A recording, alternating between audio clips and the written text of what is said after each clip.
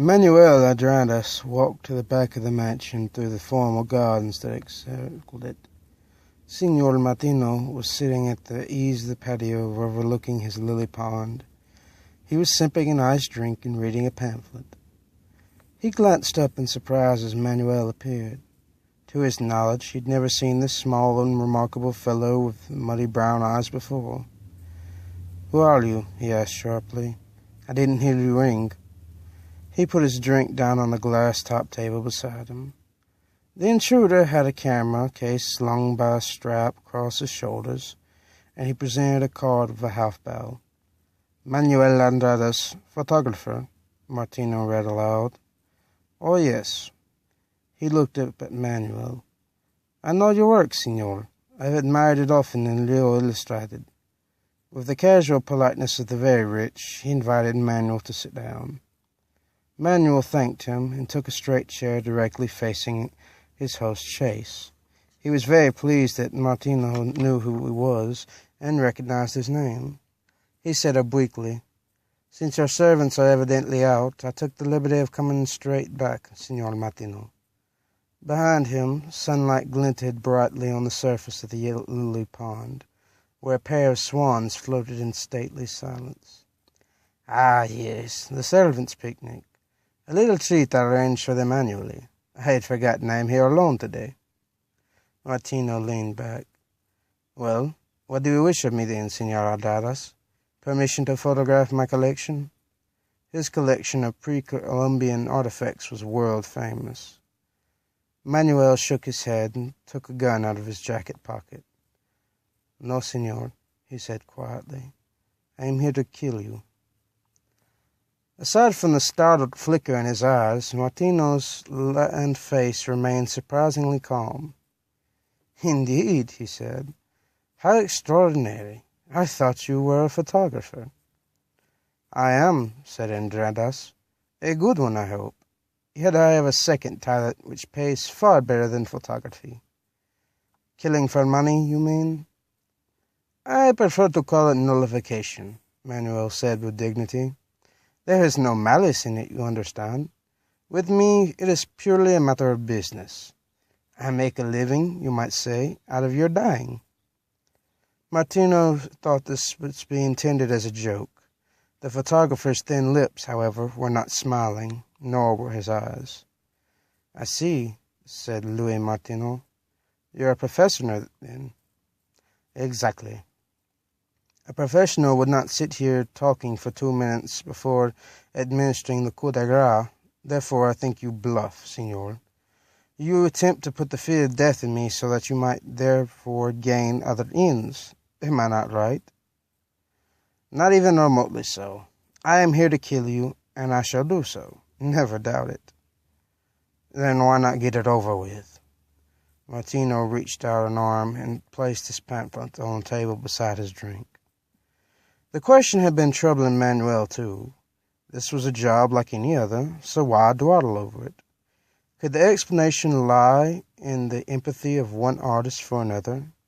Was he obscurely reluctant to nullify Martino because the collector was a man of artistic judgment who admired his, Manuel's, work? He said to Martino, "I am in no hurry if you are not." Martino licked his lips. "Do you do this sort of thing before killing frequently? Killing people, I mean?" "Only occasionally, Signor." "Who hired you to kill me?" "I don't know. I know only the middleman, as it were. The broker." Manuel paused. It was against his rule to mention his employers. Yet what harm could it do with Martino virtually a dead man? "Have you ever heard of the corporation? The big ones?" "Isn't it some sort of criminal organization?" Manuel nodded. "It was the corporation that assigned me to nullify you, on behalf of some client unknown to me who will pay them generously for their service." "Oh." Martino sat quietly for a moment, then reached into his shirt pocket and drew out a pack of cigarettes. He offered one to Manuel. When the photographer refused with a shake of the head, the collector lit one for himself and returned the packet to his pocket. "A broker, indeed. Well, there is no doubt in my mind," Martino said thoughtfully. Who is paying this corporation of yours for my removal?" He was very thoughtful. "We all have enemies, Senor," Manuel said. Martino ignored him. "My nephew," he said. "Who else would wish me dead?" A certain frenetic excitement came to his voice. "Of course, he is the poor relation. I am rich. He covets my collection for the second-rate museum of which he is a curator. He knows I am the sole heir, but I am still quite robust, although old, as you see. So perhaps he has grown tired of waiting for me to die in the usual fashion, in the natural way, and he is attempting to expedite matters with your help. Then he inherits my money and my collection now, not sometime in the uncertain future, but immediately. What do you think of that hypothesis? Can you find a flaw in it?" Manuel sat like a stone. "There are many reasons why men seek the corporation's help." "The ingrate!" Martino was in the last grip of a violent emotion. "I refuse to die for him." "I'm afraid you have no choice, Senor." Manuel's gun pointed unwaveringly at him. The collector jerked upright in his lounge chair. "Wait. You said your killings pay better than your photography, didn't you?" The photographer nodded. "Then you like money, quite obviously. Lots of it." "I like it." An understatement. "Look," said Martino, pointing. "Those two Mahica vases behind the door over there are Peruvian antiquities. They are worth 5,000 novo cruzeros each." Manuel's eyes went to the vases for a moment and switched back to Martino. The gun did not budge. He said nothing. "And over on that table near you," Martino said, "that's a piece of modeled blackware pottery from the Chimu Empire. It's worth 3,000. Shocked into speech, Manuel said, "If they're so valuable, you display them very carelessly, Senor." "Oh, they are locked safely behind my numerous burglar alarms at night, with the rest of my collection, of course. I bring a few treasures into the patio here each day for my own pleasure, you understand. I love to look at them." "They don't look like much," Manuel said. "No, they don't, do they? You'd rather have the money they bring." Manuel's expression did not change. "You are trying to buy your life with them." "Well, you can't. I told you I am a professional. When I make a contract, I do the work." "That's a pity." Martino reached out for his drink, brought the glass to his lips, and took a sip. He was beginning to perspire. "This thing I am using for an ashtray, you know what it is?" he asked as he ground out his cigarette in it. "It is a polychrome eating plate of the Incas, 500 years old, worth 10,000 cruzeros. The photographer allowed his eyes to flash to the plate on the table. "Impossible, such a shabby thing. 10,000? Martino choked on his drink and went to a paroxysm of coughing. Manuel looked back at him quickly. The old man was red in the face, and his left hand was pressing against his chest. Finally, he stopped coughing. Manuel said, "I am grateful for you for pointing out these valuable objects. I plan to take several of them when I leave." "To make my shooting look like the work of burglars, art thieves?" Andrade shrugged. "Why not?" Martino's thin face took on an expression of resignation. He rubbed a hand over his white hair. "In that case," he said wryly, "you'd better steal something that will make your stratagem credible." His lips curved into a half-smile. "I misled you about the objects on the patio. They're worthless." "I suspected as much." "Yes, complete trash. If you really want the authorities to believe that I was murdered by art thieves, you should steal my ear of corn." "Ear of corn?" Manuel tried to conceal his bewilderment. "Yes, the treasure of my collection. A solid gold hand-carved ear of corn, the only existent fragment of a famous golden cornfield planted by the Inca goldsmith in Cusco's Curacanachi, the Golden Enclosure, in the 15th century. Martino looked into the photographer's dull eyes, saw none of his own enthusiasm for Inca culture reflected there. "But never mind. The main thing is, my golden corn is literally priceless. Any collector, museum, or dealer would give his soul to possess it." Manuel said, I don't doubt you, senor, yet an ear of corn. Martino stood up. I'll show it to you, then, he said. Manuel moved the gun muzzle a fraction of an inch. Where is it? In my study, through the doors there. I have never shown it to a stranger, but since I am about to die, I would like to see it once more myself. You understand? His voice rose at the end a bit. Manuel Adradas came to his feet like a cat. I will be right behind you. What harm to indulge Martino's final whim? Besides, he was becoming faintly curious about this ear of corn. He followed Martino across the patio and through the French doors into the collector's study, a large room lined with glass-frosted cases. On velvet-clad shelves inside the cases reposed the age-darkened objects that comprised Martino's collection. Manuel gave them only a glance. Martino went directly to the waist-high steel safe of a massive construction at one end of the room. Kneeling before it, he raised his eyes to the ceiling in momentary thought, then made a mysterious movement with his hands before the safe door, above it and on each side. I keep the ear of corn here, he said over his shoulder. This is truly burglar-proof safe. It operates on a system of complex electrical impulses, activated and interrupted at specific points in intervals. No one can open it except for me and my confidential secretary, you understand? The safe door whispered open. Martino removed from it a cylindrical-shaped object encased in padded velvet. He squatted on his hands and knees and held the velvet bundle up to Manuel. Here it is, Senor Adradas, the ear of corn. Manuel stepped back a pace. His gun was steady. Unwrap it yourself, he said. Martino did so. He put the velvet case on the floor before the open safe and laid the golden ear of corn upon it. There, he said, in a voice so low Manuel could scarcely hear him, is a finer piece than Pizarro ever plundered. His eyes rested reverently upon the corn. Isn't it a marvel? He asked. He took his pack of cigarettes from his shirt pocket and lit one, inhaling luxuriously, waiting for the photographer's comment. Manuel said, Yes, it is handsome. To photograph it and get that exact sheen of ancient gold, the detail of each kernel of corn would be... He stopped. Close the safe. Pick up the corn and bring it to the patio. Martino nodded. He pushed the door of the safe firmly shut, picked up the ear of corn, and preceded Manuel to the patio, where he once more sank into his chase. He set the golden relic on the table beside the pamphlet he had been reading. Manuel resumed his chair. He said, It is well known that you own this unique ear of corn, huh? Certainly. It is the finest item I possess. Very well. I shall take it with me, as you suggest. For verisimilitude only, I warn you, you cannot sell it without giving it yourself away as my murderer. It is too well known. I will drop it off the sugar loaf into the sea, Manuel said. No one else shall own it, I promise you that.